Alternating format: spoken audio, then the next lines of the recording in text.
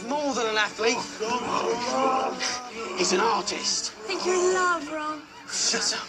Victor, I love you. Victor, I do.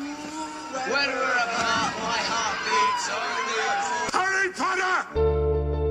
Hey, my eyes aren't glistening with the ghost of my past. I'm not an owl. Technically, it's a fact. Ah, c'est magnifique. Kill the stag. I'm on a Barty Crouch! Behaving like a babbling, bumbling band of baboons.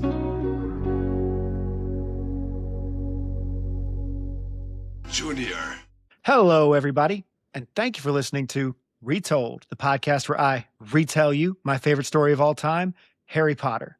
Every week, we go through the Harry Potter books 2 chapters at a time, recapping what happens, talking about our favorite lines, lore, behind-the-scenes things. We play some trivia, and at the end of it, we have a restricted section where we talk all about spoilers for the rest of the series. But I never do this journey alone. I always have with me some very special guests, and this week, returning for her 3rd time on the pod, we have Cory, also known as Wheezy the Red. Yay. Hi, Cory. Hello. How are you? I'm good. I'm freezing, but it's good.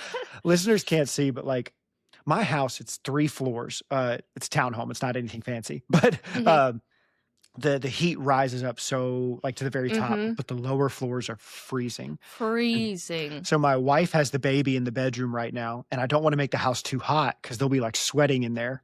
So I'm down on the main floor with a blanket over my lap, sweats on, and a sweater. So I understand.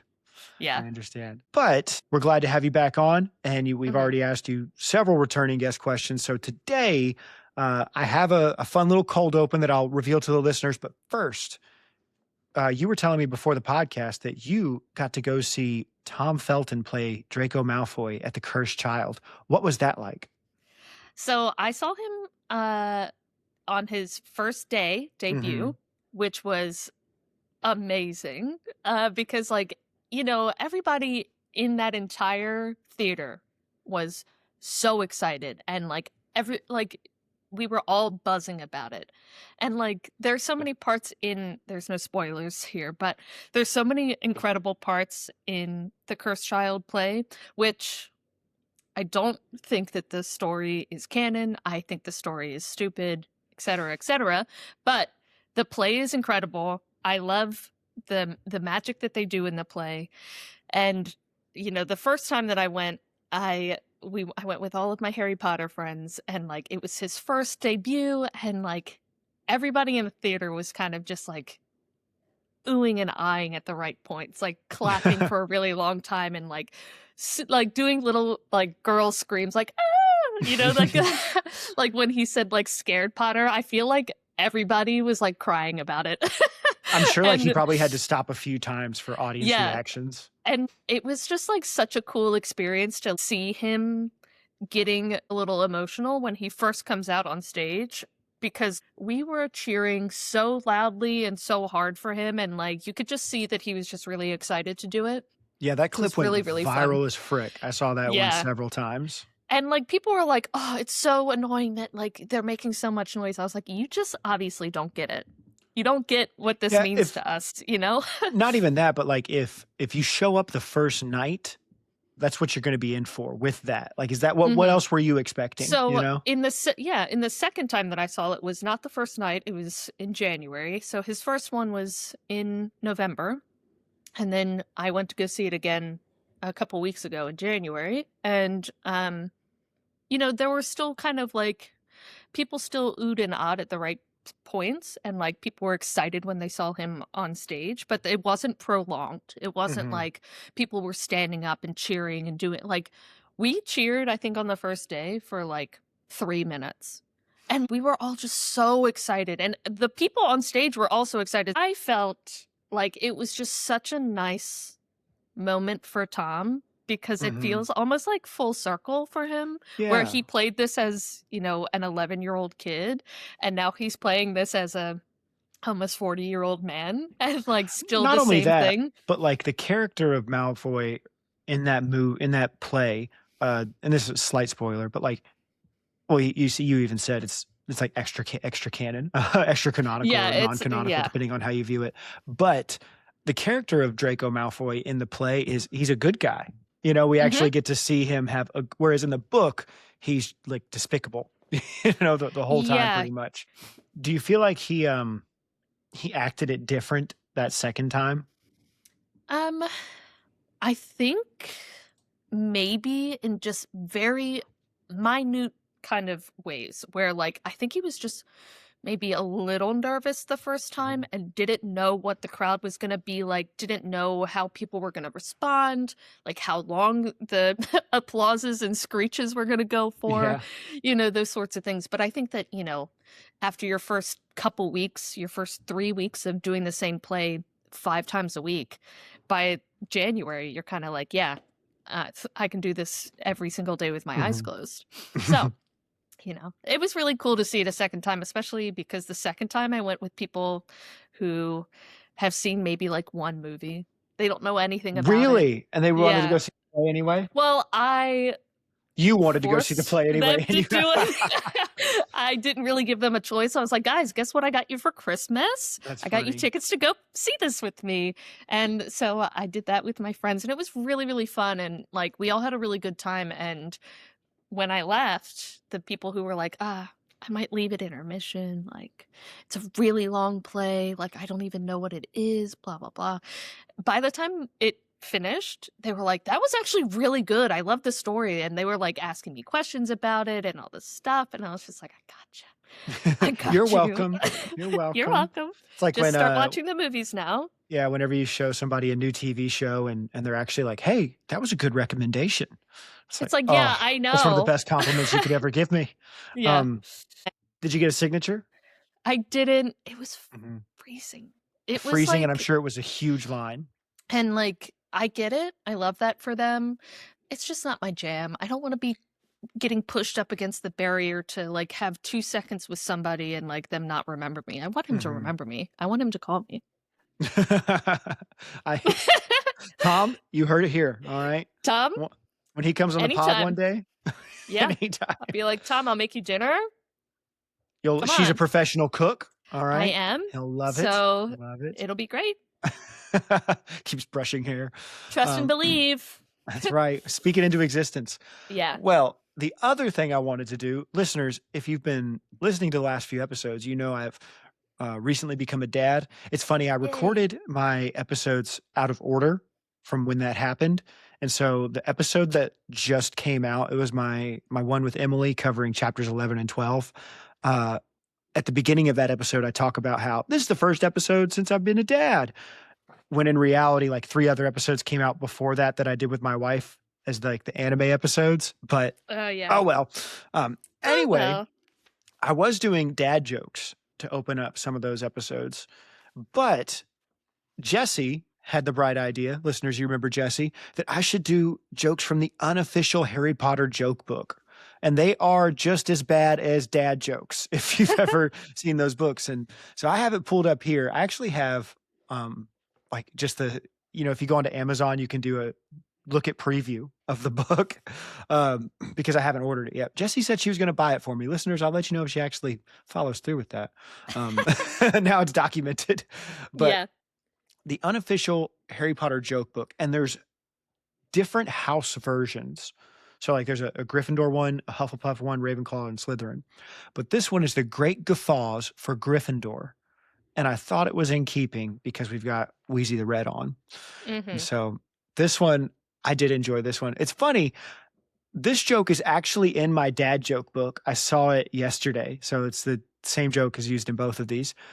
But what do a potions pot and Harry's best friend have in common? They're both called Ron. They're both called Ron.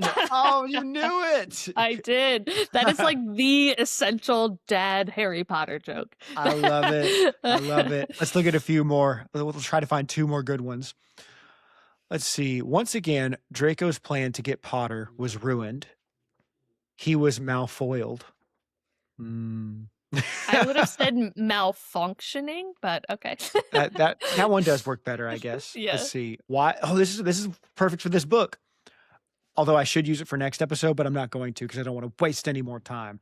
Why didn't Harry like the Triwizard Tournament? Why? Because it was dragging on and on. Good stuff right there. That one was actually the better one. I Right? think. It was Yeah. pretty good. Yeah. I'm just looking at a few of the others just in case. Some of these aren't even jokes. I'm looking at it. Like it says, why are Slytherin's house colors green and black?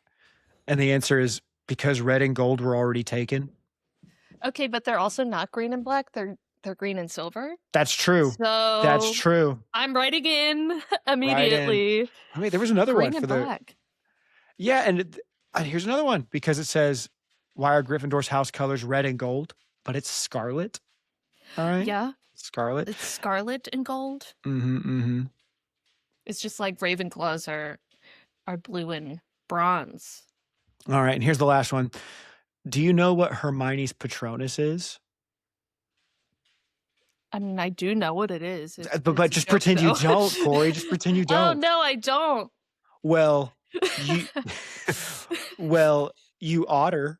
Ah! All right, that's it for the jokes. Good Yeah. stuff, listeners. All right, moving on now to our Quizzitch segment. And so, listeners, this is the part of the show where I test my Harry Potter knowledge against that of my listeners. See, every single book, I believe that I know the Harry Potter books way better than anybody else in the world. And I put this theory to the test by challenging my guests who represent the world to a competition. And we get to see who knows more about the Harry Potter books, me or the world. And every single episode, I ask them 2 questions and they ask me 2 questions. Currently, as it stands, the guests are up by 1.5. 1.5. Yeah, because we've had a lot of half points this season. It's been an odd one. I mean, it is a big book, so. It's a big book, and my guests are asking me like super specific questions these days, and I like get very close. I was ahead the whole book just until last episode, and I got skunked. I lost 2-0. I was like, no. Especially because it's my favorite book. I should be winning. Yeah. But anyway, Cory, ask me your Yes. first question. What does Madame Maxime wear on her hands? Opals. Yeesh. She wears That's a good opals. Yeesh. Yeesh. Oh my!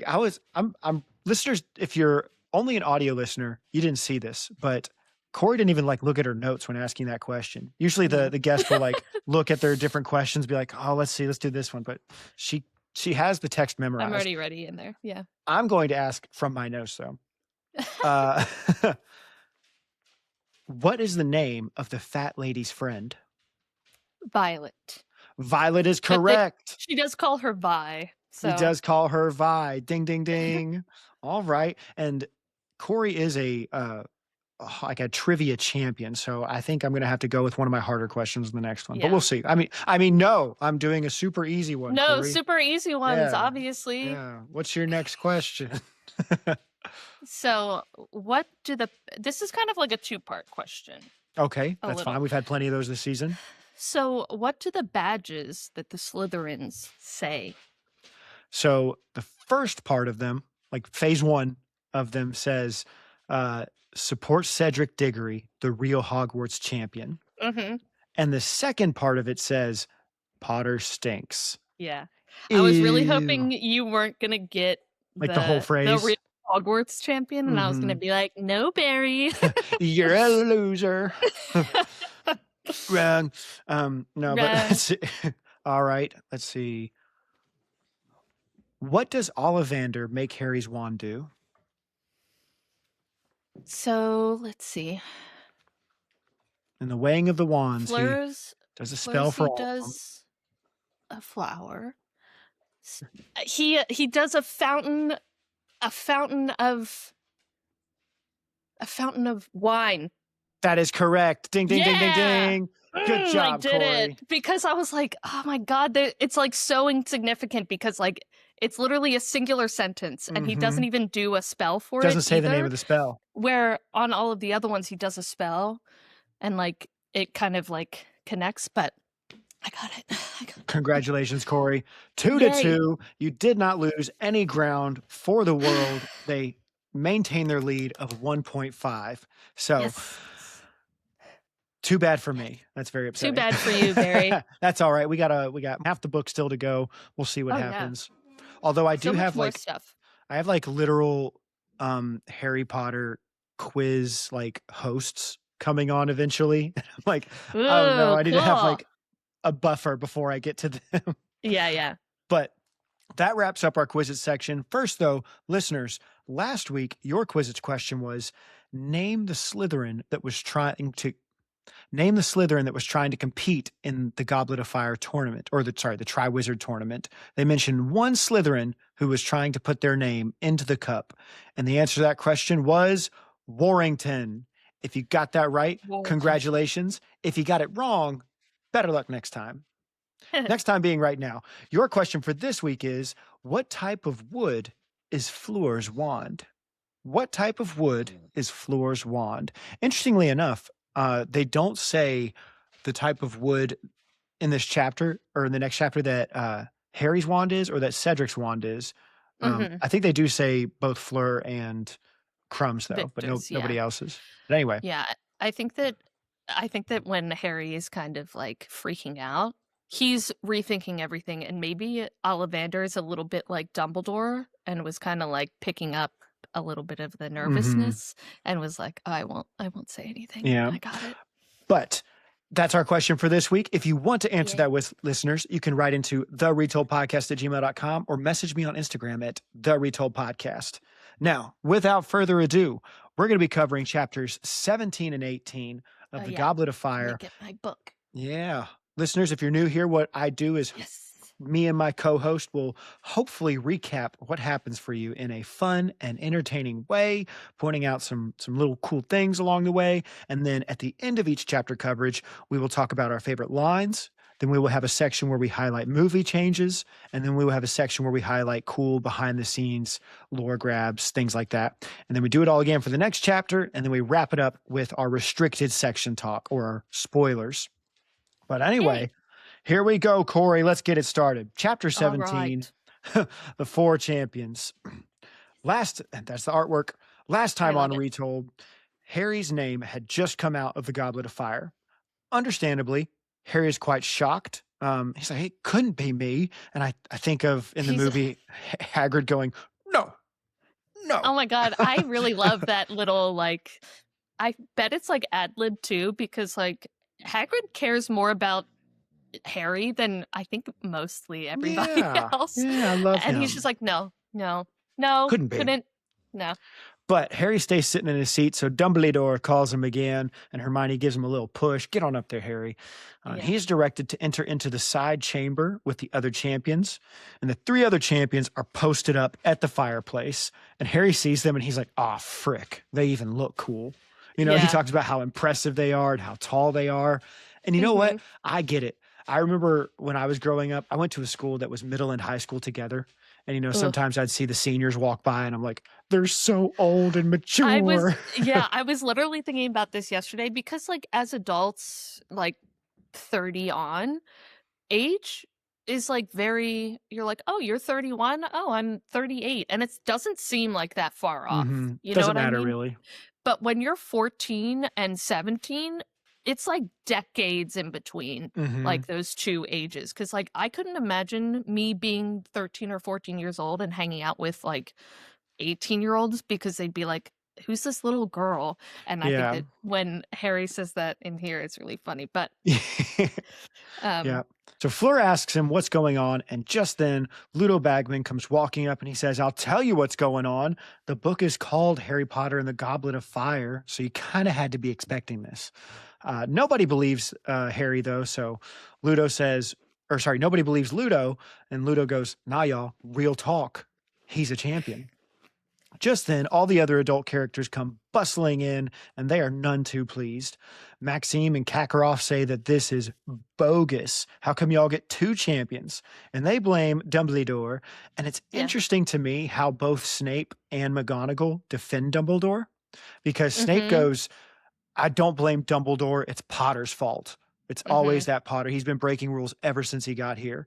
And McGonagall defends Dumbledore as well, but she goes, it had to be somebody else. Like she's actually trusts in Dumbledore's ability. Like something else, something crazy and inexplicable had to happen. So Snape jumps to that one, but McGonagall, that one. I really like that part because she's like, Dumbledore, you know perfectly well you didn't make a mistake. Like, don't dumb yourself down. Yeah. But I really love the part where, I think this is one of my quotes that I wrote down, but where, I mean, I listen to the audiobooks basically at all times. If I'm feeling anxious or something, I'm always just listening to the audiobooks as like kind of background. Jim Dale is like so like he's just ingrained in my brain at this point. But when Fleur is just like, they are saying that this little boy trying to compete, and he's like, little boy? Like, hold up, I didn't want to be here, but that's uncalled for. Yeah, I just think it's so funny, his little like French accent. He's like, and he makes Madame Maxime like seem so much like a deeper octave, where it's impossible, and it's just I love that part. Yeah. So Dumbledore asks Harry very calmly if he put his name in. Very calmly. Yes. And so they all turn to Barty and ask him, like, yo, what's up? What are the rules? You know? And he says Harry's name came out, so he's got to do it.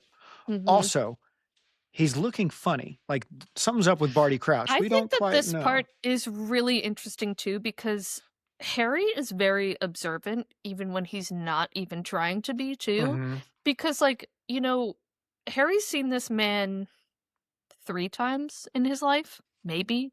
Like, the Quidditch World Cup, once when like this whole tournament was announced, and this is maybe his 3rd time seeing this man, and he's like, he looks kind of weird today. So like very observant and very like a little sickly. More on that later. Kakarot says, well, I want 2 champions too. And Moody appears in the doorway and tells him to shut up.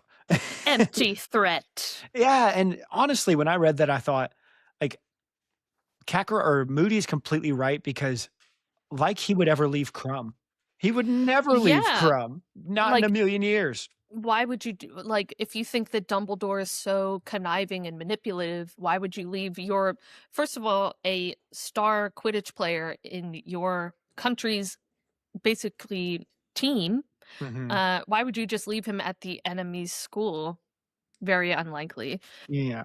So Moody walks in and schools Kakarot some more. Love it. I like how Kakarot tries to just call Moody paranoid, and Moody goes, yeah, it's like, people are out to get us. Like, he doesn't back down from the claim at all. At one point, Fleur says Harry should be happy to be a champion. Many people would die for a chance to be a champion. And Moody's reply is sick, you know, where he's like, he's like, just, maybe they're hoping that Potter will die for it, and be like, dun dun dun. And it's just I like, love later when, dude. Later when Harry thinks of like repeating that to Ron as a defense, he goes, "No, that sounds way too melodramatic. I can't even say the that." melodramatic is just for a 14-year-old boy to feel like that's too melodramatic, and then have this adult be like, maybe there is somebody. But I always think that that's like, my dogs are like, oh my god, somebody is gonna put a feeling. Anyway, Moody said that the cup was probably confunded, and eventually Dumbledore kind of puts an end to discussions. I love like his response to Madame Maxime when she goes, like she starts to interrupt him and says like, we can't do this. And he goes, well, I would love it if you would suggest an alternative. And like, do you have any better ideas? I would welcome them. And everybody just kind of stays quiet. And so Bagman turns to Barty and says, time for the rules, right? And I love this so much. When Crouch steps into the firelight, Harry's like, hey, he does not look good. Jump scare. You know, and he says like the first task will be on November the 24th. That was almost a Quizzitch question. And would you have gotten that right? Yeah.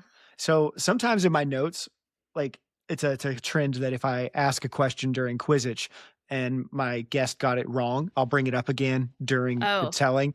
But I did have it as a note of the first task will be on what day, Cory? And it was November 24th. November 24th. It's a month after my best friend's birthday. Oh, so of course you would know it. Of course. And he says it will test their daring and will be in front of the whole school. But I love that, so when he steps into the firelight, Harry's, ugh. And then once he finishes talking, even Dumbledore looks at him like, bruh, are you It's like, good? damn, are you good? You need some drink? You want a drink, bro? Yeah. Like maybe get a pepper up potion because you look not well, my guy. Yeah. And even I also find it very funny though that as like lousy as he feels and looks, he seems very drained. And he's talking kind of slow. The moment that Ludo Bagman says something to him, it says like a semblance of his old impatience shows up where he's like, you know what? No, Barty or no Bagman. I don't want to hang out with you. Yeah, it's just like he's like, come on, Barty, I'm staying. And he's like, I think not. Yeah, With the nah. touch of his old impatience. Yeah. And it's just like, he doesn't like you. So like, why are you pressuring him to that be kind of here? stuff for a guy like Bagman just is, Yep, he's just like, la la la. And he's having fun. He's having like, fun. Barty Crouch like wrote in his diary, he's like, I had to talk to Ludo again today. And then Bagman wrote in his diary, I got to talk to Bagman today, Yeah. or I got to talk to Barty today. Yeah. So funny. Dumbledore tries to offer a drink to the others as well, but they all leave him hanging. So I guess it'll just be Dumbledore and Ludo chilling for drinks Oof. later. But I also think that it's really funny that Crouch calls Percy Weatherby again. He says Weatherby in again. this. Yeah, and a bit too enthusiastic, actually. Yeah. Anyway, Cedric and Harry are sent off to their common rooms. When they're walking back, Cedric's like, so, you can tell me, how'd you do it? Yeah. And Harry's, I didn't do it. And he's like, all right, if you say so. Okay. They part their way, Cedric down to the dungeons and Harry upstairs to the Gryffindor Tower. Harry makes it back to Gryffindor Tower, and the pictures at the front of it, they're just giggling at him. Like, ooh, we heard what's going on with you. And I love when he says, Balderdash. Balderdash. Yeah. Vi goes, it is not. is I heard not. it myself. And Yeah. and I love, again, the way Jim Dale voices the fat lady in this moment where he's like, calm down, Vi. She's That's like, the no, password. Vi. That's our password. Because, they've probably been drinking and stuff too. Mhm, she's But- feeling good.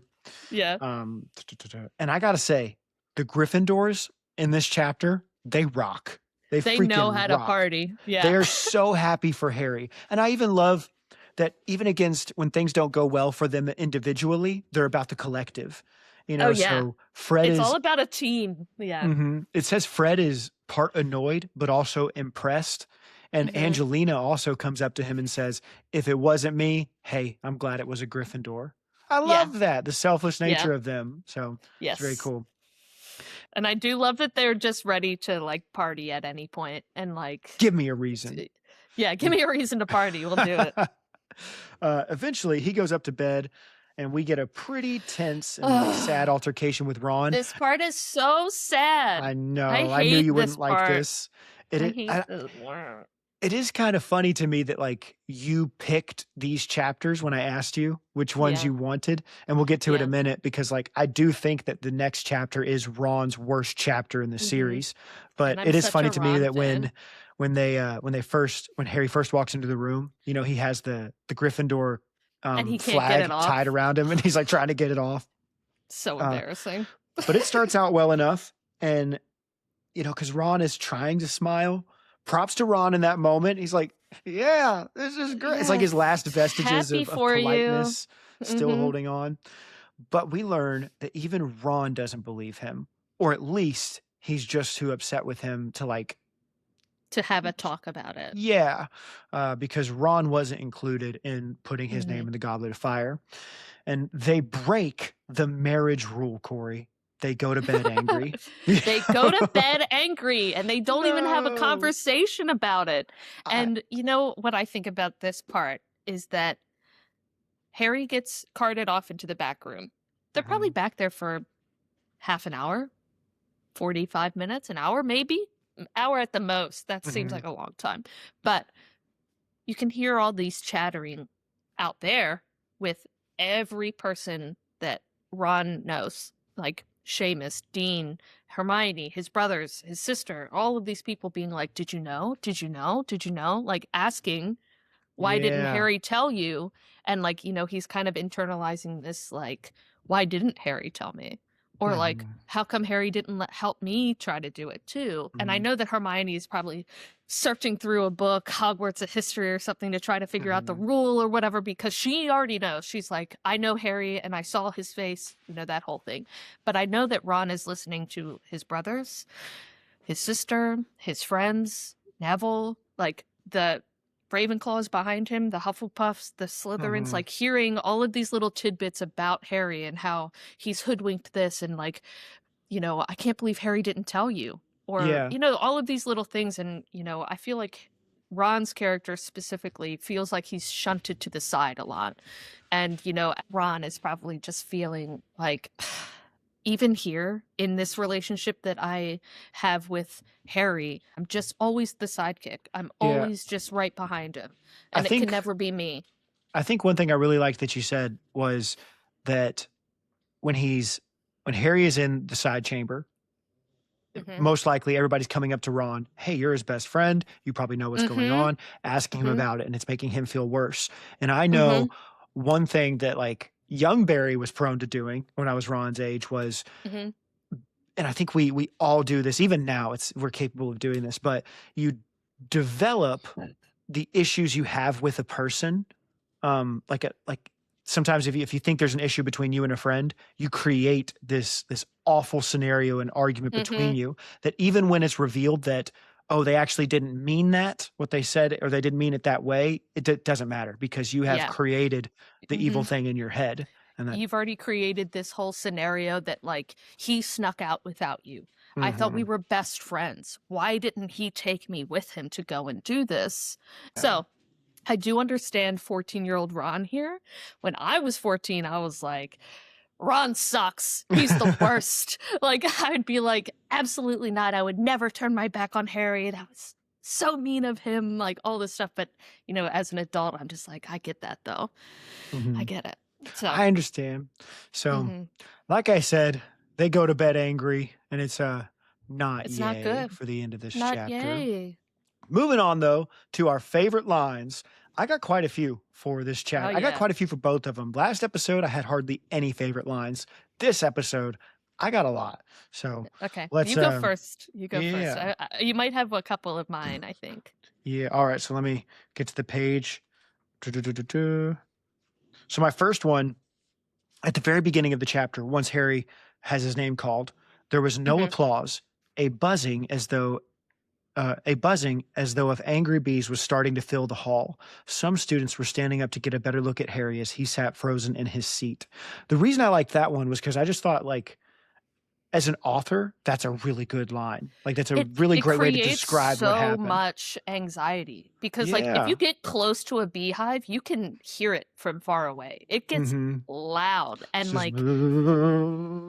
like it's scary because you know that there's something in there that can hurt you. And it's just like, maybe that's kind of what Harry was feeling. And it's just like, maybe it was actually all in his brain where he's kind of just like having a panic and being like, why is this happening to me again? Like, I don't want this. I want to just eat popcorn and watch the test by myself. My other favorite line was, and you mentioned it earlier, but Madame Maxine, said Fleur at once, striding over to her headmistress. They're saying that this little boy is to compete also. And then somewhere under Harry's numb disbelief, he felt a ripple of anger. Little boy? Little boy? And again, like the Jim Dale voicing of little boy. Just the quick anger. Oh, so good. I think it's so funny. It's just so typical. It's just like, what do you mean? But also, if I was almost 18 years old, he is a little boy to me, I do love that part. It's so funny. What's one of your favorite lines? Mine is towards the end. So this is like at the end of the fight with Ron and Harry, and like they're about to go to sleep, and it's like, I didn't put it in. He's like, well, only this morning you said you were going to do it when everybody was asleep. So, and like he's creating this thing in his head, this part that, Harry left without him and he did all this stuff. He kind of like left little hints behind and, whatever. And he's like, only you said this morning you would have done it last night and no one would have seen you. I'm not stupid, you know. And Harry says, you're doing a really good impression of it. I love I feel that. like in this book you get very sassy Harry. You see how sassy Harry can get throughout. And I love his little quips like that where he's Yeah, just like, you're at doing this a really point- good impression. At this point, Harry's kind of had it of like awful things happening to him. He's like year one, maybe it was a fluke. Year two, you know what? Sometimes things happen twice in a row. Year three, Yeah, it's like hold fourth on, year this is in a starting to be row. bad. But 4 Yeah. years, what? Yeah. He's like, why is it always me? Another one I really enjoyed was I thought this was interesting. So, and this is a good character line for Dumbledore. So Madame Maxine's talking to him and says, Dumbledore, you must have had a mistake with the line, or made a mistake with the line, said Madame Maxine, shrugging. And Dumbledore's reply, it is possible, of course, said Dumbledore politely. Like he Very knows humble good of and daggum himself to well do that he didn't. But yeah, I love the humility there. Like, you know what? That is a possibility. And he's not like Yeah. condescending at all about it. So I thought that was a very good line. And like, as somebody trying to be a peacemaker in the room, it's good to extend that. I liked that. What's another one of your favorite lines?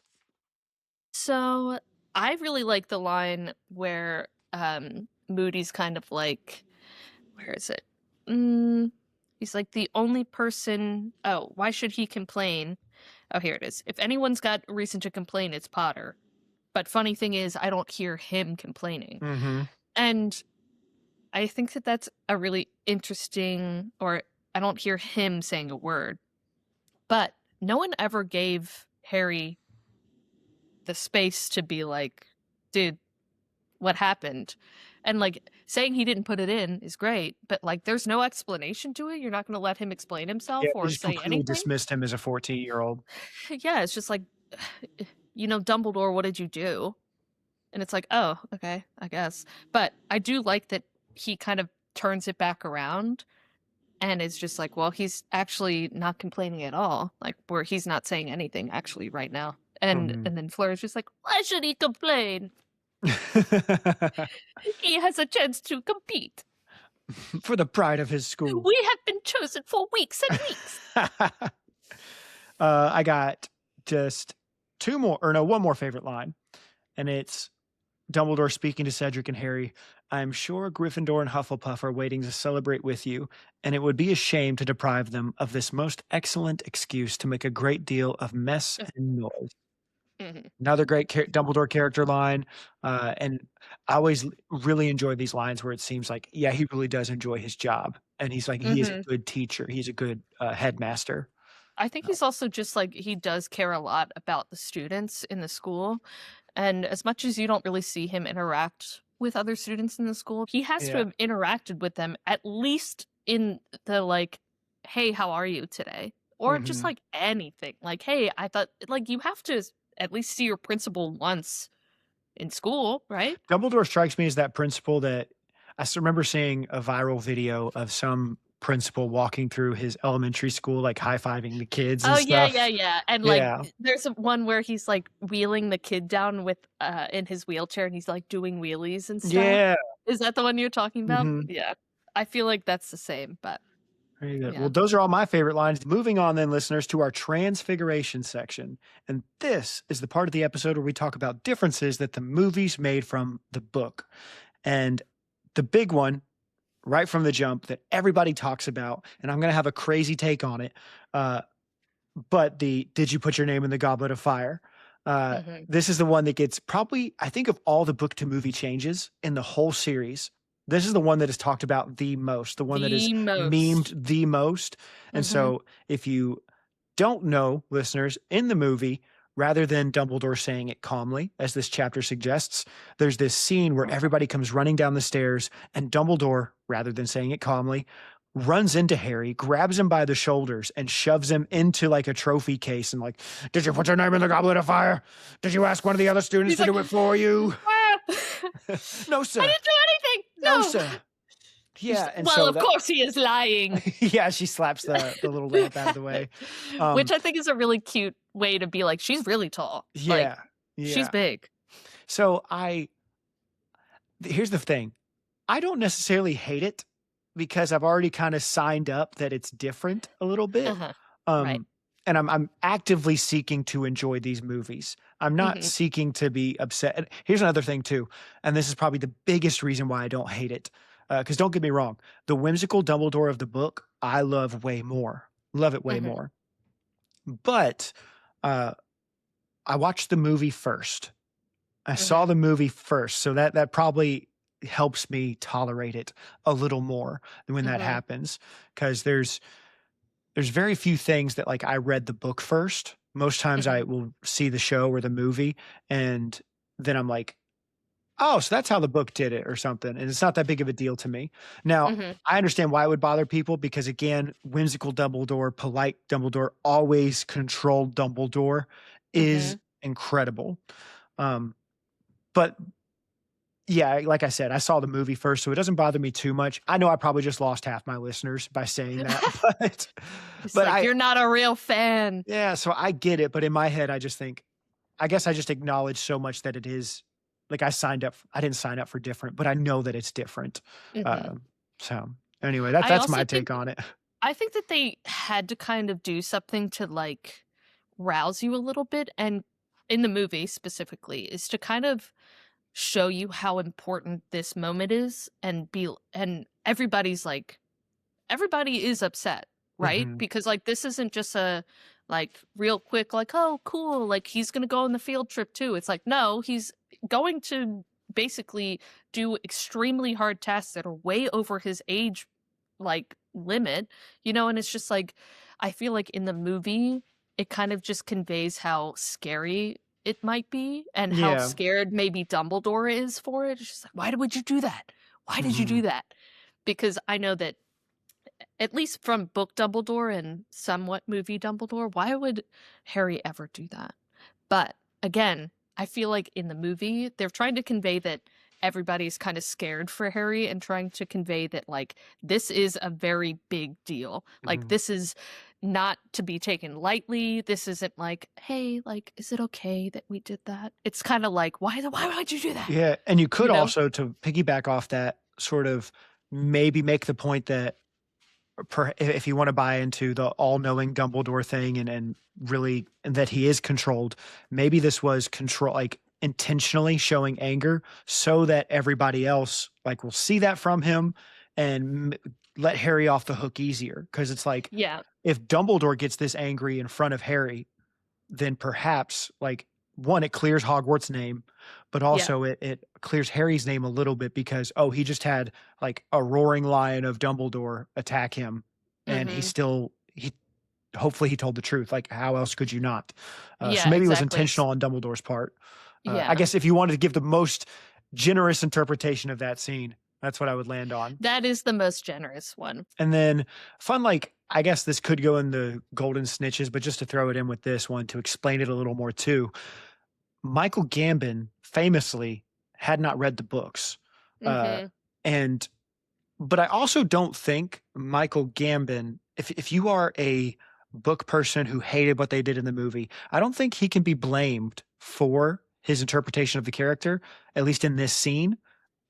Maybe overall you could, but at least not in this scene because, I mean, the script writers, the directors, they all pushed They him should to have read do the that. book, Yeah, it's like right? they read it. So if they had him, like they looked at that and said, that's what we want, So Then there must have been a more directive creative process that was behind it, because if if Michael Gambon just came straight out and was just screeching like that and like imagine being the director and being like, Michael, what are you doing? It's just like, why did you just scream at Harry like that? yeah. Like, I can imagine, like, what if they just went the completely opposite way and, Well, this is Michael the Gambon director just that came in hot. yeah, Yeah. this is the director that wrestled Fred and George, and broke his Yeah, rib. yeah, So, yeah. Michael So, Newells. yeah. Michael, So, yeah. he's just ready for action. Yeah. And listeners, don't get us wrong. We definitely love the book Dumbledore interpretation so much, and we will defend Yes. that forever. Forever.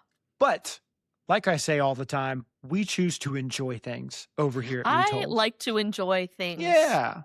So, And because if I was overly like critical of the movies, I would hate the movies. yeah. And I that love gets the rid of movies like, though. that gets rid of like 90% of the merch. You Yeah, know what I'm exactly. saying? It's like, look at my shirt. It's like this wasn't like, come on, Hmm. let's have fun together.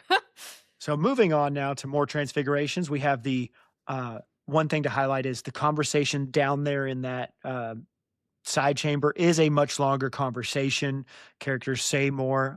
So it's more of a movie omission in that regard, but it drags on a good bit. And we also have Bagman down there.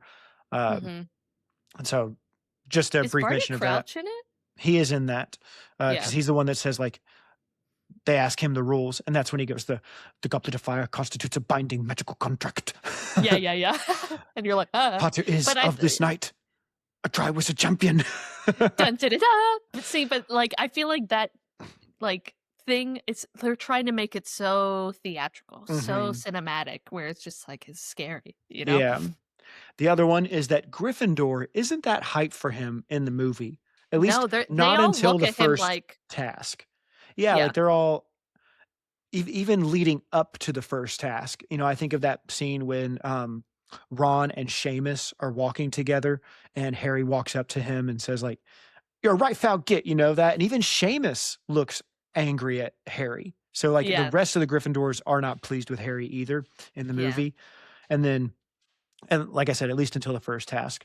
But then the other one is in the movie, Ron doesn't even try to be nice to Harry at first. No, there is know. zero part in, and I feel like this is why there are so many Ron haters, and it's just like because Rupert Grint immediately is just like, you suck. So how'd you do it? Would have thought you would have told Exactly. your best friend. I know it's just like, Piss "Ugh." off. Yeah, it's so you get all those mean. lines. And it's just like, at least Harry tries to like be like, I didn't do it, Mhm. and he's just like, okay. He doesn't sure." believe him at all. So that's the last one rude. for that. Moving on now, listeners, to our golden snitches. And I have just two for this chapter. The first one is the chamber off the Great Hall. You know, listeners, here's the thing. I try to find significant, wonderful golden snitches for you. And I'll like underline it in the chapter and think, oh, this is going to be good. And I'll do some research and go, wow, there was nothing for that. And this is kind of one of those. So if you pull up the Harry Potter wiki, it says the chamber off the Great Hall, past the high table, had a large fireplace opposite the door and portraits of wizards and witches lined in the halls. It basically just describes what's in the book. But then it says, in the film adaptation of Harry Potter and the Goblet of Fire and the video game adaptation of Harry Potter and the Order of the Phoenix, this room's location and role in the story is replaced by the trophy room. So they don't even, in the video games, they don't even use this room if they move it over to the trophy room. And that's really all I have for that one. I think that for that, they're just trying to make it more visually interesting than just a blank room. Because, like, imagine going into a broom closet and being like, "Did you do that?" Yeah, like, it does no. look really cool in the movie. Like, I Yeah, love all because the it's trinkets in shiny, there. it's dark in there, and like, you know, it's supposed to be a little menacing, right? Yeah. So And so another thing in this chapter is we get many references to the binding magical contract. And so a binding magical contract was a term used to denote a magically enforced agreement.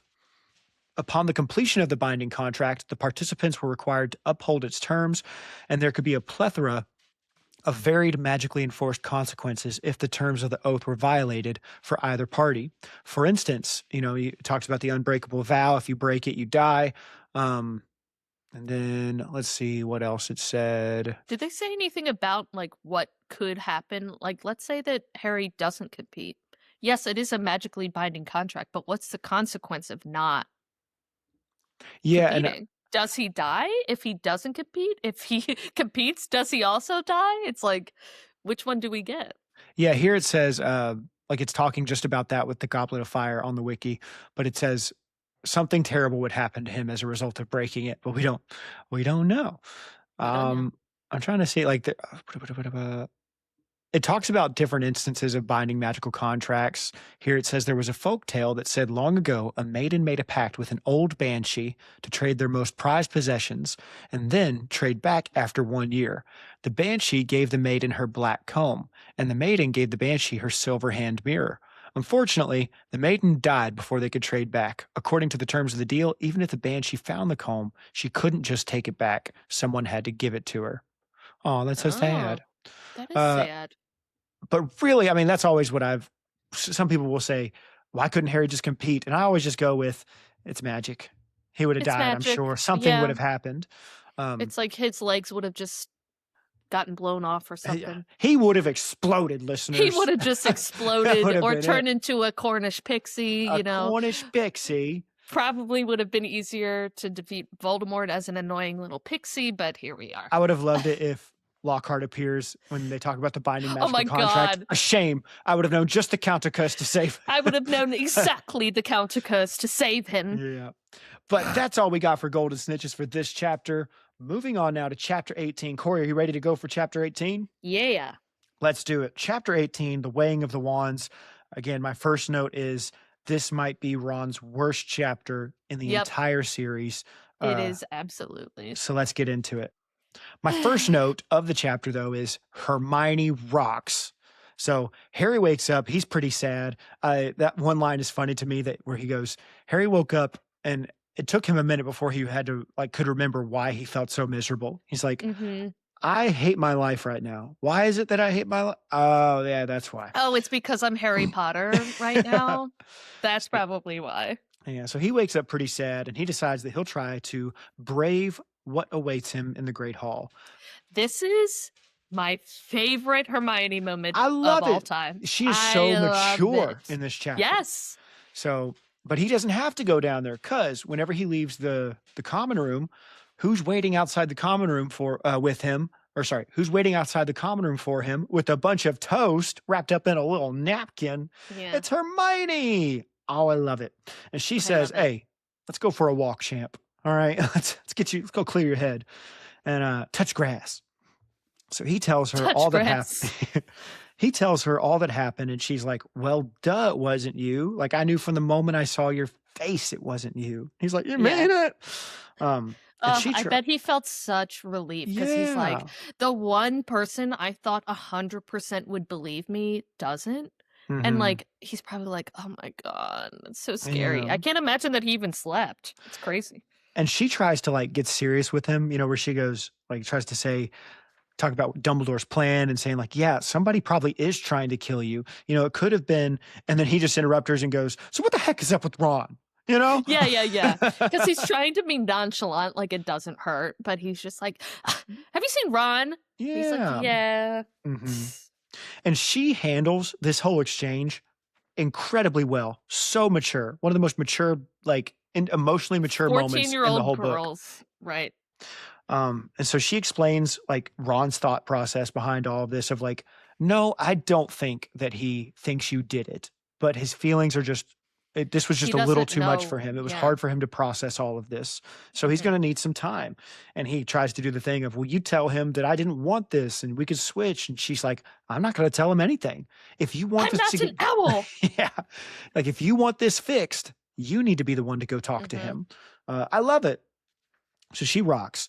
And I also really liked the line where, he says, like, he's not going to want to be me once I'm killed or have my arm broken or something. And she goes, that's not funny.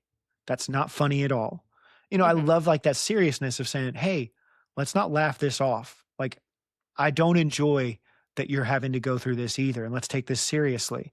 I love that from her. And I do feel like I feel for Hermione here because she's just like, there's always something going on with Harry. And like, I always have to help him fix it. So like, this is my problem now too. Yeah. And I think she loves it though. Like being able to be helpful to him. She loves to be a problem solver. She loves to know what to do. But she's also a very logistical person too. So like, she's already thinking about all of the things that Harry has to do right now, like in the next part where she's like, you have to tell Sirius right now.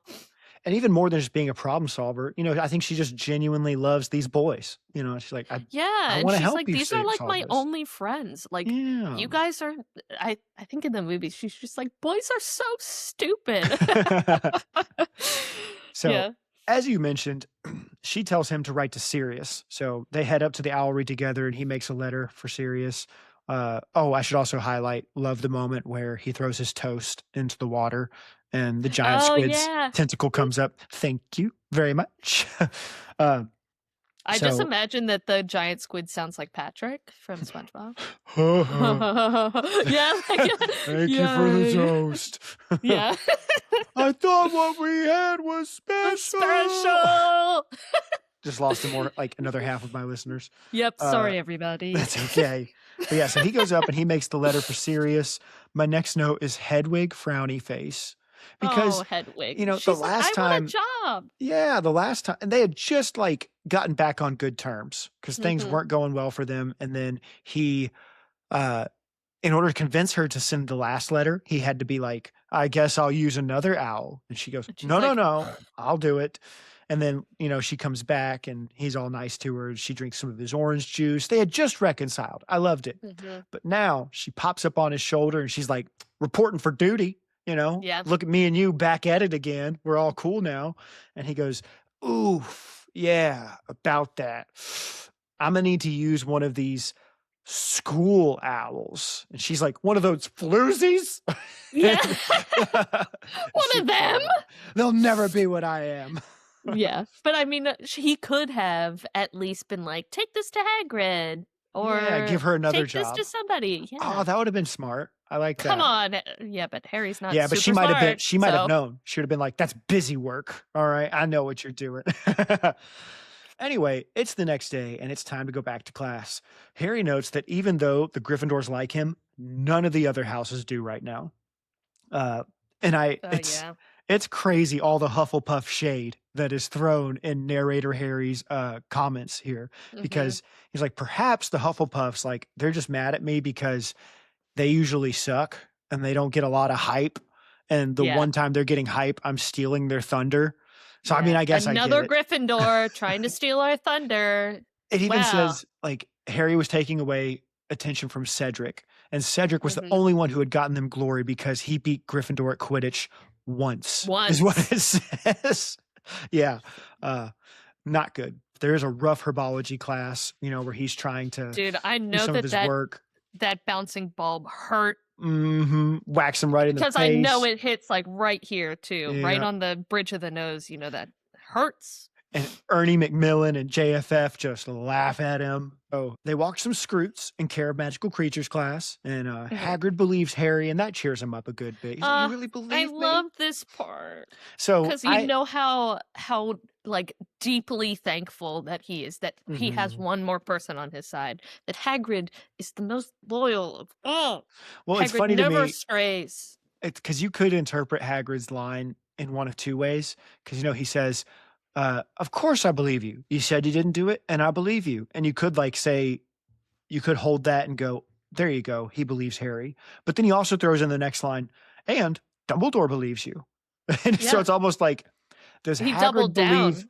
or it's like, does Hagrid really believe Harry for Harry's sake, or does he believe Harry because Dumbledore believes Harry? He's like, No, Dumbledore I believes think you. That's that- good enough for me. More importantly. I think that Hagrid already believes Harry and then is just gives him more confidence to be like, and Dumbledore does too. So Okay. not just me, Hagrid, your little buddy, but also Dumbledore, one of the greatest wizards of all time. Not just me, Also- not Hermione, but Dumbledore. I like that. That's a positive take to have on Hagrid. Yeah.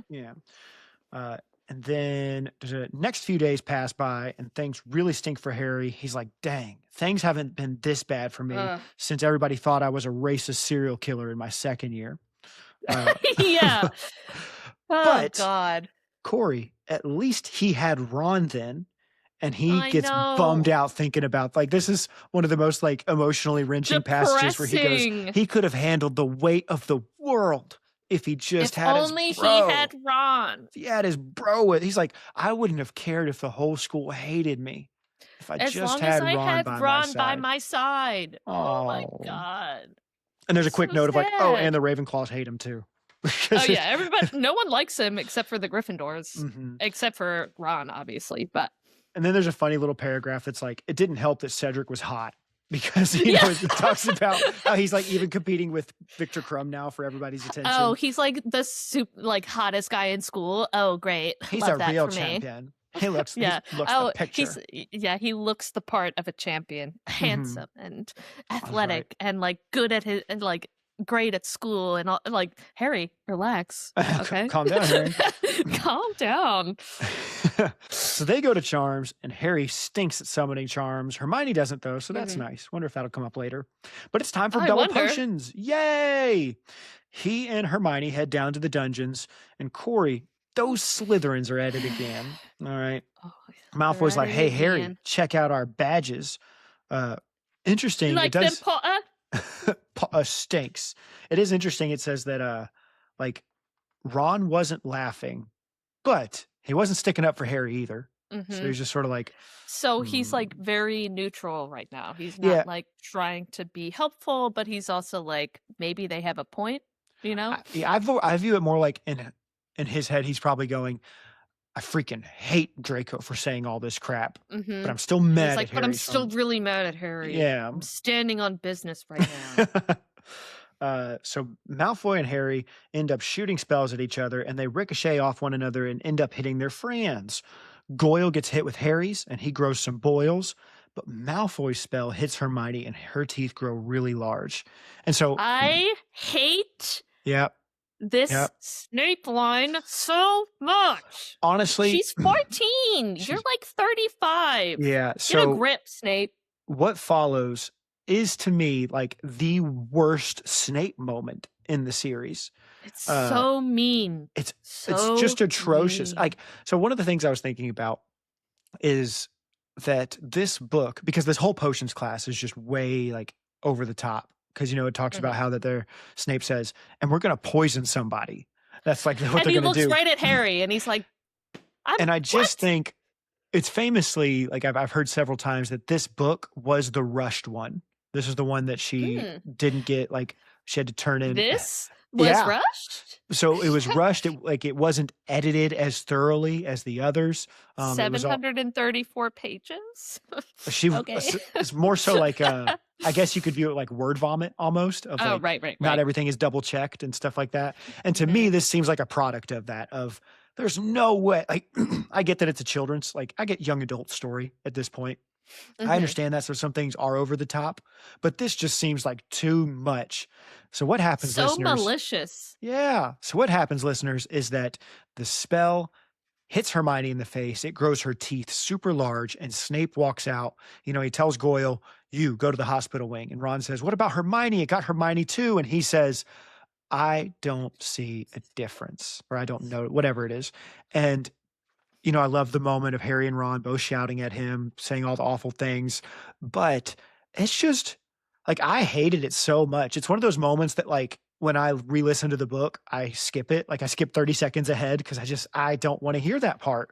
It infuriates I never me. skip it. It infuriates me, and I never skip it. I need to feel that this anger. This is why I'm mad at Snape all the time. And it's another big highlight of book Snape and movie Snape are wildly different. I hear about all the Snape fans out there, and I go, movie Snape, incredible. That's actually Love a character it. worth really enjoying.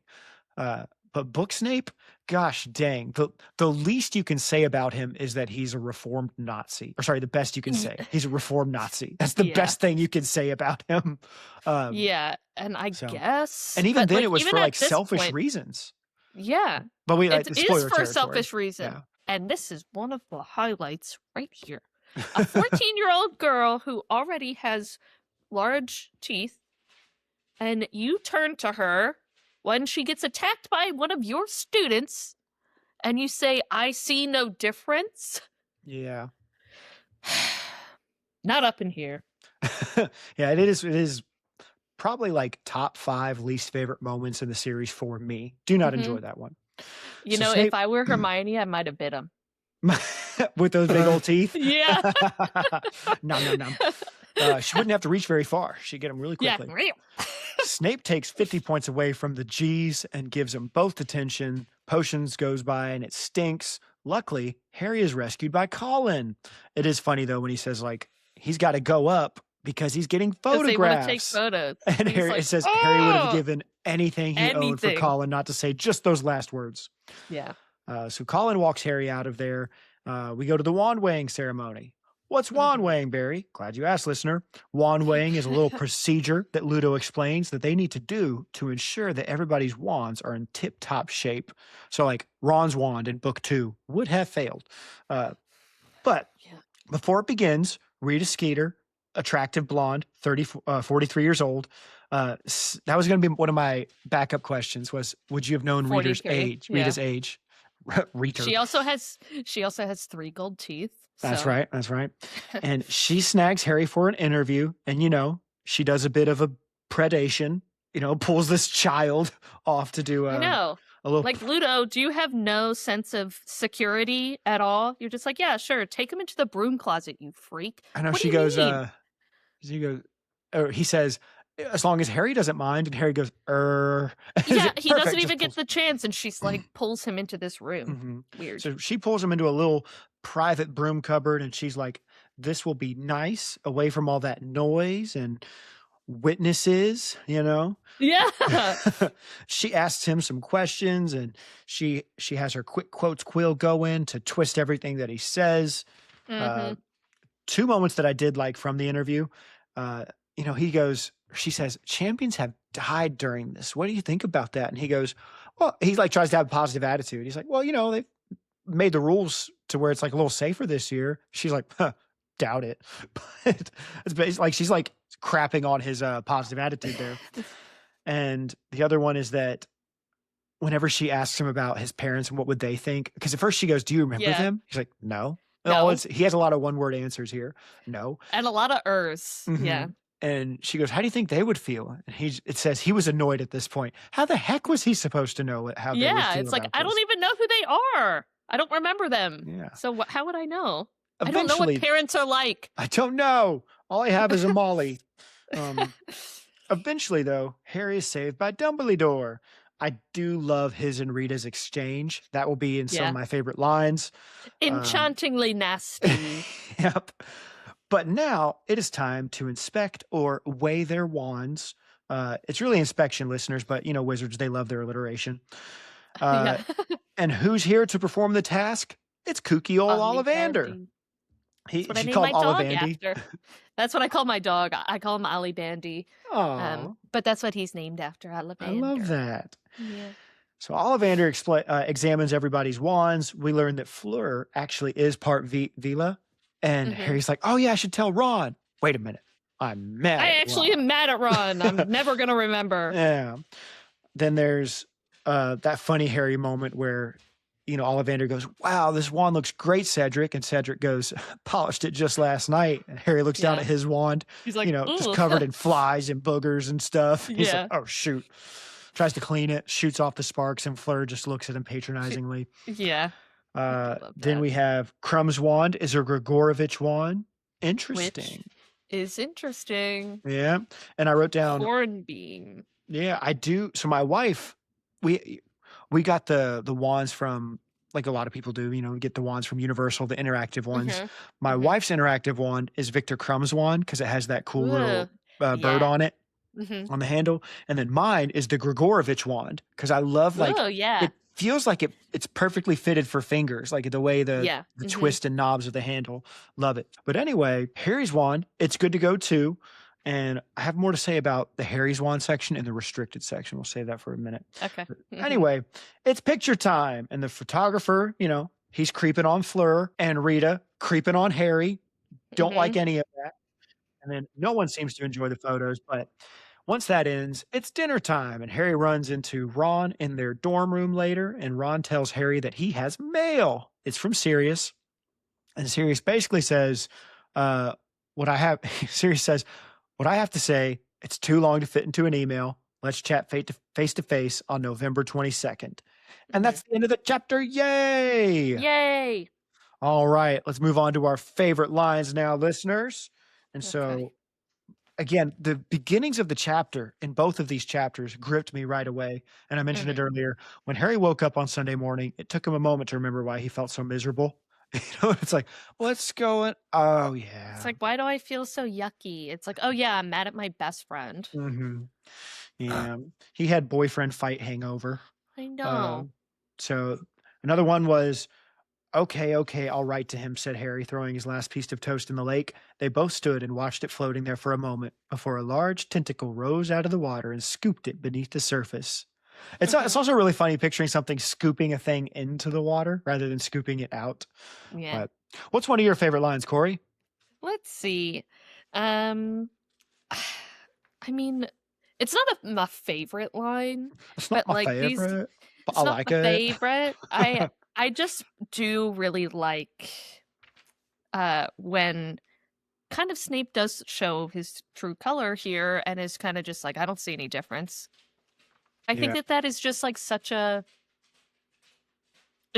good line to keep in here because like it really does just show you how kind of like nasty he is to the students specifically, because imagine him saying that in front of Dumbledore or McGonagall. Dude, Yeah, I my bet thought was McGonagall like, would blast off on that. I was just like, why didn't Harry or Ron just be like, you know what, screw this, I'm going to Dumbledore. Like, this isn't okay. But I do have one other one. I'll go ahead. But it's about Hagrid. And so they're doing the Scroot thing, whatever. And, you know, he kind of is like, Harry, come help me do this. And he's just like, no idea who put you in for it, Harry. And just this, you believe I didn't do it then. Harry concealing with difficulty the rush of gratitude he felt at Hagrid's words. And I just love that part because it just gives Harry just like this over emotional kind of like, it's a nice little beam of sunlight finally into his like dark room. Love it. Yeah, people say that Hagrid's not very intelligent, which is fine, whatever. But I think that he's emotionally intelligent with the trio, at least. Like, he's incredibly selfless, you know? Yes. And he notices people. Yeah. But I think that comes along with the care of magical creatures thing. Because, you know, having animals and, you know, having something that you can't communicate with in your own language. You know, I have 2 dogs, but like they tell me they love me by actions. And I'm sure that, you know, that's kind of what Hagrid is doing here. He's trying to put in like the love and feelings that he has for Harry into this little tiny interaction that he has with him and just like, don't worry, it's going to be okay kind of thing, without really saying that and being like overcompensating for anything. He's kind of just like giving him very small little encouragements to just be like, it's okay, you're fine. Yeah. It's going to be okay. To piggyback off that, speaking of Hagrid, my next favorite line, it's shortly after that where he says, looks like they're having fun, don't they? Hagrid said happily. Yeah. Harry assumed he was talking about the Scroots because his classmates certainly weren't. Every now and then, with an alarming bang, one of the Scroots' ends would explode, causing it to shoot forward several yards, and more than one person was being dragged along on their stomach, trying desperately to get back on their feet. I love these. Hagrid's just like, looks like everybody's enjoying themselves. They probably love it because Hagrid loves it so much, and he just can't understand why nobody else wants to. Yeah. I would love to be in care of magical creatures, but I would not be interested in these blast-ended Scroots at all. No. I don't know. They like the full-grown one you see at Hagrid's magical motorbike. Yeah, that's going to be a no for me, dog. Absolutely not. I don't want to carry that thing around. It's scary. The other Especially favorite when it line, just blasts off. Yeah. The other favorite line I had was, it was lucky perhaps that both Harry and Ron started shouting at Snape at the same time. Lucky their voices echoed so much in the stone corridor, for in the confused din it was impossible for him to hear exactly what they were calling him. And the last line, he got the gist, however. Yeah. Like, he knew it wasn't nothing good. I do love the subtlety of like how the author kind of tries to say curse words without saying curse words so that it's still young adult. It's Ron still... said something that his mother definitely wouldn't have been happy about. Or like that. Where Ron said something under his breath where Hermione said, Ron! Yeah. You know, it's just like, you know, stupid stuff or like even that. earlier in this chapter, Harry says like, stick my foot up his, and then Hermione cuts him off. Yes. That was one of my other ones. It's just like, give Ron a good kick up and he's like, right to Sirius. And then I got two more. We don't want to be in there with all that noise. And this is Rita talking. She said, let's see. Ah, yes, this is nice and cozy. And the follow-up line. It was a broom cupboard. It was a broom cupboard. Harry stared at her. I love So that. wild. And then very last one. It's the Dumbledore stuff. Enchantingly nasty, said Dumbledore, his eyes twinkling. I particularly enjoyed your description of me being an obsolete dingbat.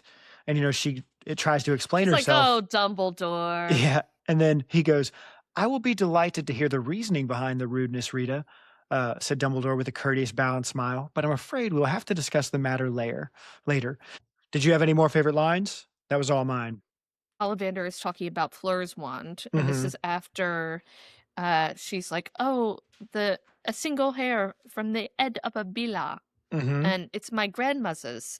And, he kind of almost goes off on a little bit of a tangent. And he's like, oh, yeah, I've never used Vila hair in my stuff because it's like really temperamental and this.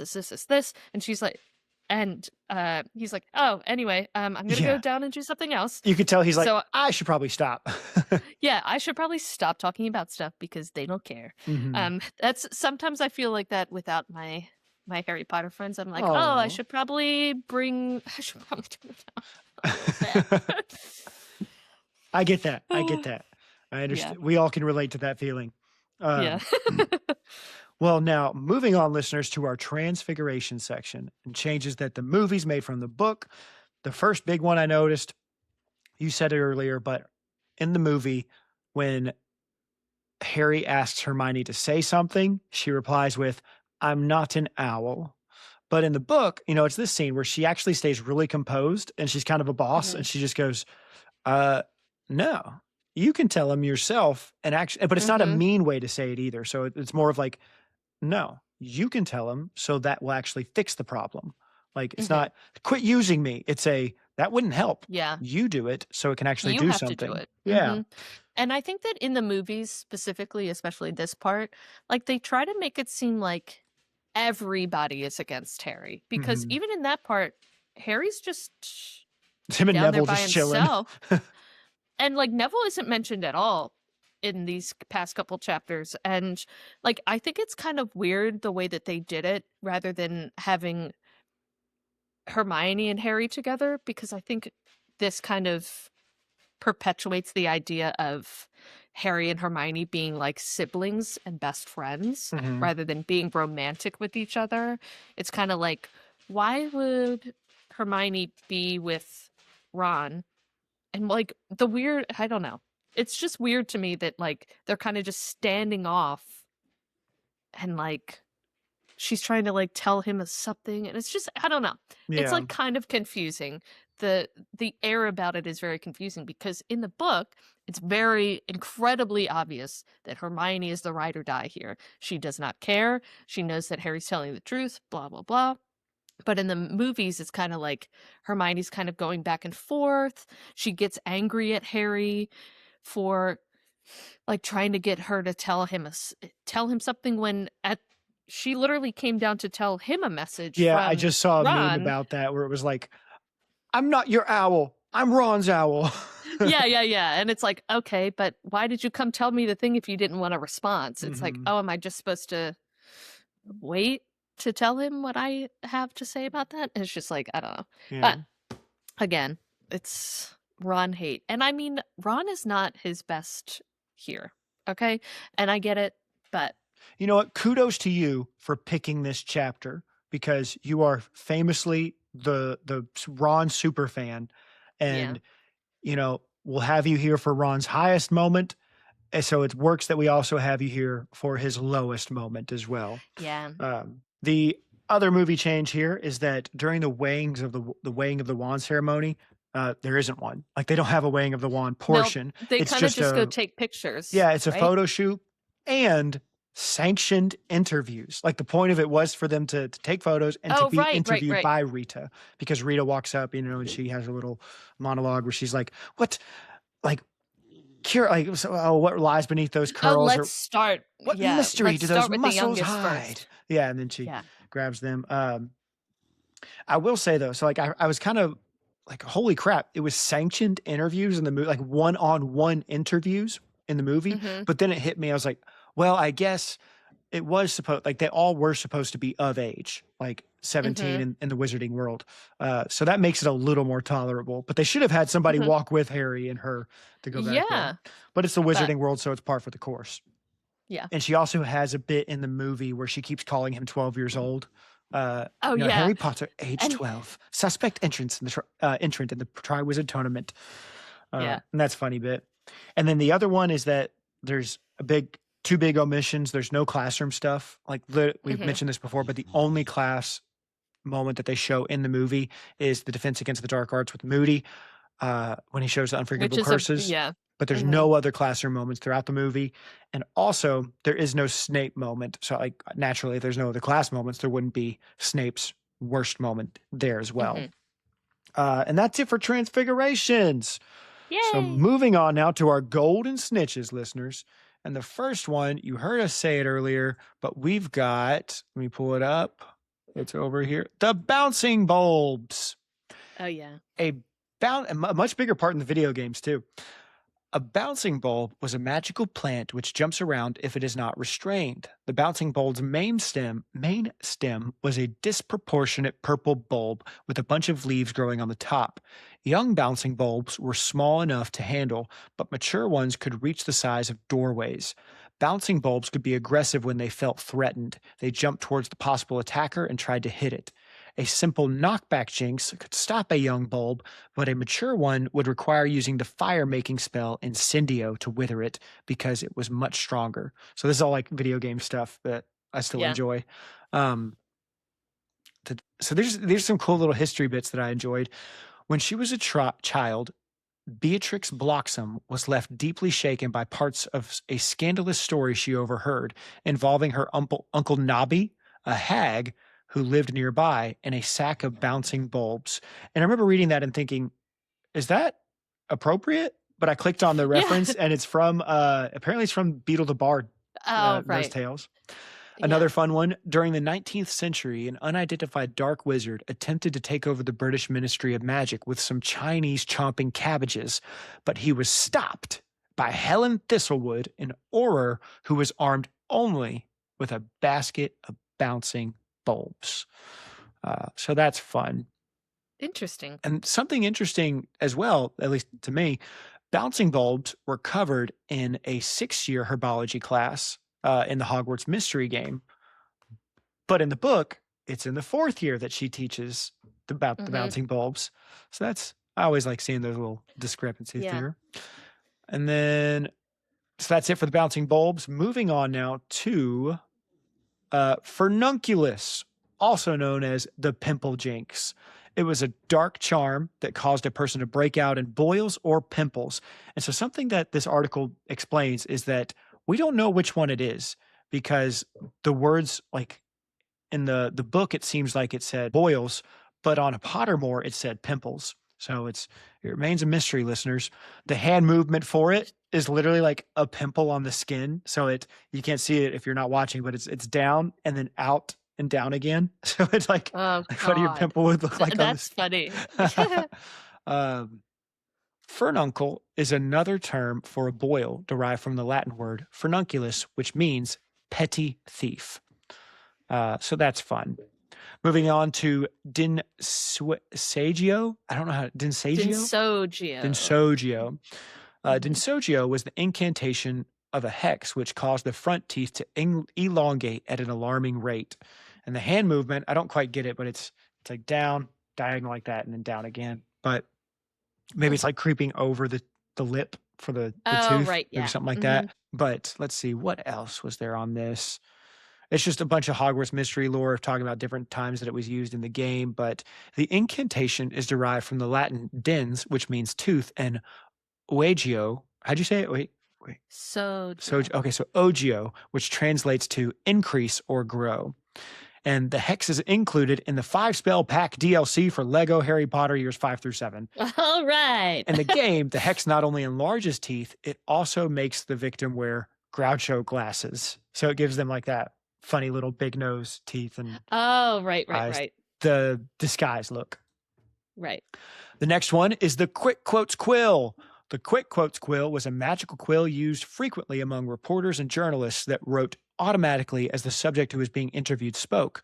However, the quill did not record verbatim what the subject said, but rather changed the subject's words as they spoke to create lies and false stories written in the name of controversy and attention, making them a favorite for poison pen journalist Rita Skeeter. These quills were similar to self-writing quills. You can buy one of these at the Wizarding World of Harry Potter. You used to be able to buy Oh, them. you used to? You can't buy the Rita Skeeter one anymore. You can find them on eBay, Aw. but you can buy regular quills at Somebody needs the to, you need to Wizarding go World. update this wiki article, all right? Let them know. I know, but they don't respond to my emails. No, I'm just kidding. not since the incident. Not since the incident. Last two listeners, the bouquet spell or Orchideus was a transfiguration spell that conjured a bouquet of flowers from the tip of the caster's spell. The spell was invented by Miranda Goshawk, the writer of that like classic spells or whatever it is. The movement for this spell was to move one's wand in a circle in the air, with the spell producing a pink light upon casting.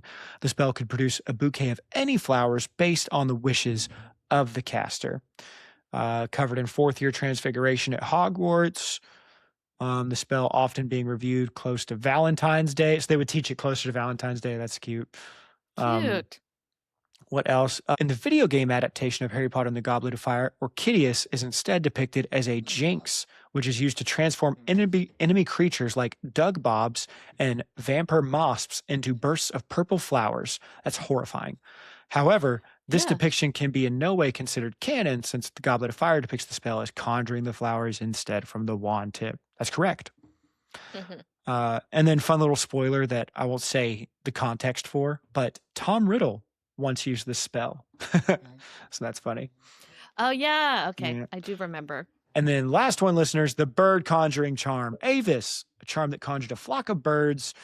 Out of all the spells used to conjure living things, the bird conjuring charm was among the easiest. Alongside the snake summoning spell, it was one of the favorite spells of Professor Minerva McGonagall, along with endless sandwiches and the animation charm. That's funny. I don't know why they would write that down.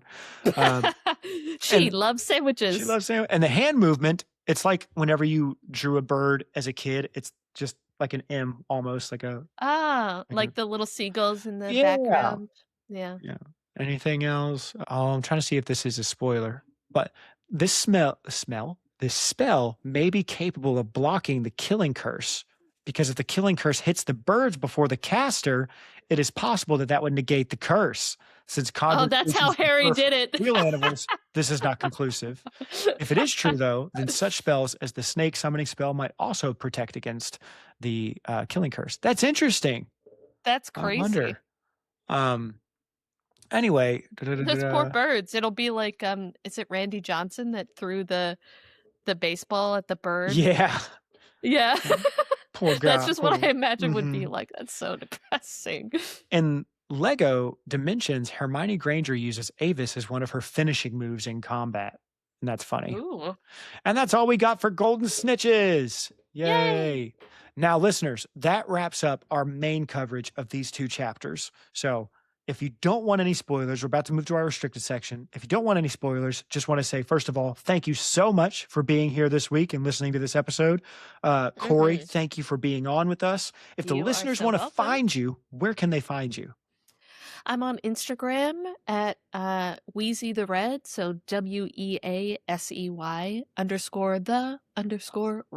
Yeah. And so I should have mentioned it at the beginning of the episode, but that will be in the episode description, listeners. If you want to go to her page, check that out. It is a really cool page that features a lot of her Harry Potter knickknacks and adventures that she goes on, and cooking. Just throw And that in. cooking And stuff. cooking. Yes. So there you go. Now, moving on to our restricted section. And so this is the spoiler area where we talk about things that will happen later in the series. And so I have 3 here that I'll mention. And then if you want to add on to this, let's do that. So the first one is that I love that Barty Crouch Jr. as Moody literally just tells them what he did. Like in that section, because he's literally like casually bragging about it. And what's funny is, like, you know, so he says, what is what probably happened is that a powerful confundus charm was put on the goblet to make it think there was a fourth school, and Harry was put in under that fourth school. And so he'd be the only one. And the even funnier part about him just telling them what he did is the fact that Kakarot was right, because Kakarot goes, "You seem to have given this a lot of thought." And that Mad Eye Fakey tries to pass it off as, well, I'm supposed to think like a dark wizard. But it's like, As if no, you that's don't actually what he did. remember. Yeah. So, And it's like, this villain that we have in this is like one of maybe the most conniving, intelligent villains of all time. He's I was incredible. thinking about this earlier. Because like, imagine if he never got influenced by the Death Eaters or Voldemort or anything like that. Imagine if he had been an Order of the Phoenix, or, talked to Dumbledore, or done whatever. And, this is like, maybe a little bit of a deep dive. If his father believed in him more, if his father was home more, that sort of thing. Right? Imagine how incredibly important he would have been in the Order of the Phoenix in the next couple of months. Because, like, I feel like his intelligence, at least, is very on par with a lot of incredible wizards. So, like, I put him up there with Snape because, yeah. Snape is able to fool Voldemort, but Mm-hmm. Junior is able to fool Dumbledore. So Yes. it's like both of them have that ability to be tricksy. Mm-hmm. So, And like in this part, like he's literally humbly bragging. He's like a really talented, extremely smart, probably handsome, sexy, 6 w- feet like, tall. he probably like got straight A's in school. He probably like Six-figure has job, a really hot girlfriend, that whole Lamborghini. thing, cool car, like is like really cool kind of guy, probably put his stuff in there. And like, I just think, like, how many times do you think that Barty Crouch Jr. came in contact with Mad Eye Moody? Probably never. Why would he ever be in contact with a really high up Auror unless he like saw him at Bring Your Son to School or Bring Your Son to Work Day? I wonder if he because we know he has him trapped in that chest. I wonder if he like pulled out memories from him. You know how like Grindelwald does in Fantastic Beasts. I wonder if he's able to do that to like get to know Mad Eye better. Maybe gives him like a truth serum or something and like forces it out of him. Or, so what's your favorite color? Just it's gives like, him Veritaserum what do you think and just, about this? So what's your like vibe? Like, do you like chips? Do you like candy? You like, boxers what's are your brief vibe? kind of guy. Yeah, exactly. But the other restricted section I had, this is a quick one, was the summoning charm. Talking about how Harry sucks at it, but Hermione's really good at it. And like in this chapter, I think it's the first time they talk, or this book, it's the first time they talk about the summoning charms. And the first time we see it is when Molly is Accio-ing all of the treats and the out of his pockets. Right in George's pockets. Accio, So it's being dropped a lot. And so, and again, it's because I think in the next chapter, the one after, something like that, Harry's going to have to use it for the first task. Yes. And he sucks at it. Hermione's good, so she teaches him. So that's good little laying that there. But the big one, I think, for these two chapters, the one I thought was most significant was, I think the whole purpose for the weighing of the wands ceremony itself, I think the whole reason they include it, that J.K. Rowling included it in this book, was for the end of the wand connect, just to bring Ollivander, or I guess you could, I think she uses it later, but I think for this book specifically, to bring Ollivander back in, just so Harry can remind us that his and Voldemort's wand have a connection, so that at the end of the book, it's like, it's not so random. It's almost like how I mentioned this in the first or second episode, that we hardly ever, the first time we met Hermione, it was mentioned she had buck teeth. Never mentioned again until we see her in this book. It's not mentioned in this book 2 or 3. It's mentioned in this one. And I think it's because of this incident. Yeah. In the same way, the story about Harry's wand being connected to you-know-who isn't mentioned outside of book 1 until just now. And I think it's the whole purpose of this whole scene is to is to prepare us. refresh. Yeah. Yeah. For that ending. And I do think that this part is really important too, because like reading it the first time, you're like, oh, that was cool. Like everybody's got wands, they Mhm. did the thing, and you get to see Rita Skeeter do whatever. But in Deathly Hallows, when he's like, Grigorovich, I've heard that before. Mhm. Where have I heard that before?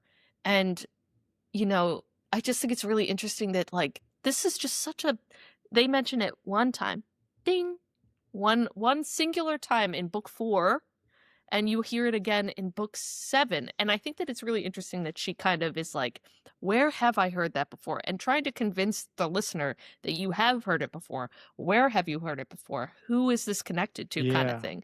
And like it kind of gets you to be like, I have heard that. Where is it? And then you find out that it's Crumb because he comes to the wedding. And I think that part in Deathly Hallows where he's like, Grigorovich. He's like, excuse me? Yeah. He's like, what are you talking? He's like, I oh, don't- nothing. Never mind. He's like, I don't remember discussing my wand with fan magazines. And he's like, oh, it must have been like something weird. Bye. Yeah. I have to go now. That is a funny But I do moment. think, like, in this whole thing, there's a lot of very small incidences where you're just like, oh, yeah, you remember that part? Because even bringing up Barty Crouch in his courtroom appearance, you see Bellatrix again, and you get to re-see her, and, you know, you kind of just get refreshed with these Death Eater names again, and you get to see how kind of malicious they are. And I do really love that court scene whenever it comes up, but because it's just incredibly heartbreaking too. And this is another like instance of her red herrings throughout the book, because like you kind of are like, is it Ludo Bagman?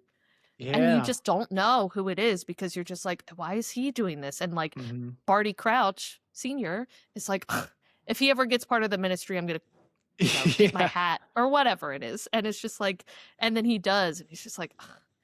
And I do really like the little sequences, especially rereading it again, that you're like, oh, it's right here. This is the part that I remembered. I forgot about that part. It would be So, funny if